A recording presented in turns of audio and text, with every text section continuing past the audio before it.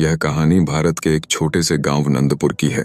गांव प्राकृतिक सुंदरता से भरा था, लेकिन उसकी एक रहस्यमयी बात यह थी कि यहाँ जब भी कोई मरता, उसकी आत्मा को लोग महसूस करते। गांव में एक पुरानी मान्यता थी कि इंसान के मरने के बाद उसकी आत्मा कभी शांति नहीं पाती, जब तक उसका अधूरा काम पूरा न हो जाए। गांव के शिव मंदिर के पुजारी महादेव बाबा ने अपनी जिंदगी भर यह अनुभव किया था कि मृत्यु के बाद आत्माएं अपने परिजनों के आसपास ही रहती हैं। बाबा के अनुसार जो मरते समय असहाय महसूस करते हैं, उनकी आत्मा कभी आसानी से मुक्त नहीं हो पाती।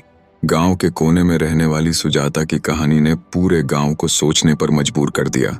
सुजाता एक खुशमिजाज लड़की थी, लेकिन उसके जीवन में अचानक सब कुछ बदल गया जब उसने अपनी शादी के दिन अपने होने वाले पति रणविजय को अपनी छोटी बहन के साथ भागते देखा।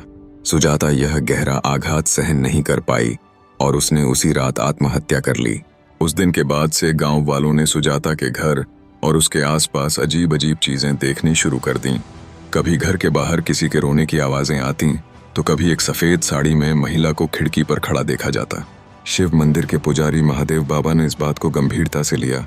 उन्होंने गांव वालों को समझाया, जो आत्मा मरने के बाद भी अपने दुख और दर्द से मुक्त नहीं हो पाती, वह यहीं भटकती रहती है। सुजाता की आत्मा को उसके अधूरे प्यार और विश्वासघात ने रोक रखा है। जब तक उसे न्याय या संतोष नहीं मिलेगा, वह शांति नहीं पाएगी। गांव के लोग डरे हुए थे। किसी ने मंदिर जाकर बाबा से इस आत्मा के लिए मुक्ति यज्ञ करने की प्रार्थना की। यज्ञ की रात अचानक सबने हवा में अजीब सी आवाजें सुनी। बाबा ने अपनी आंखें बंद की और सुजाता की आत्मा से संवाद किया। आत्मा ने कहा, मैं विश्वासघात के कारण मर गई, लेकिन मेरा परिवार मुझसे कभी सच नहीं जान पाया। मेरी आत्मा को तब तक शांति नहीं मिलेगी जब तक यह बात सबको पता न चले। रणविजय और सुजाता की छोटी बहन सपना को गांव वालों के सामने लाया गया। जब उनसे सख्ती से सवाल किए गए, तो उन्होंने कबूल किया कि उन्होंने लालच और ईर्ष्या के कारण सुजाता को धोखा दिया। उनकी गलती का एहसास होते ही उन्होंने गांव वालों और भगवान से माफी मांगी।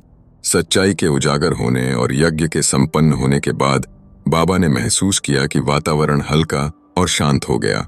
अगले दिन किसी ने भी सुजाता की आत्मा को नहीं देखा।